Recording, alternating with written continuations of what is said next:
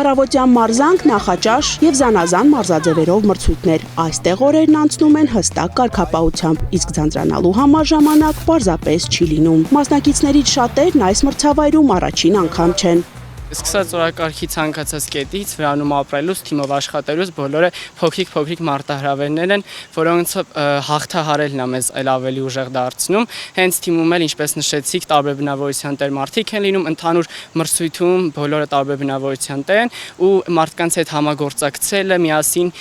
ինչ-որ լուծումներ գտնելը, ցանկացած ինչ-որ խնդիրների շուրջ, եթե այդպիսիք լինում են, կամ ինչ-որ հարցերի շուրջ միասին քննարկումներ կատարելը, հենց այդ է տալիս այն մեծ փորձառությունը, որը մենք ձեռք ենք բերում հենց Դավիթբեկյան խաղերում եւ ոչ այլ ուրիշ տեղ։ Թիրախաշար, շախմատ, պարանի ձգում, անտառային արգելագոտու հաղթահարում, պատմության եւ հոգեվոր գիտելիքների վիկտորինա։ Փորձությունները պահանջում են ոչ միայն ֆիզիկական պատրաստվածություն, այլև ճշգրիտ հաշվարկ եւ թիմային համագործակցություն։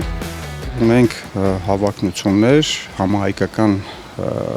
կարգի միջոցառման մակարդակին հասնելու։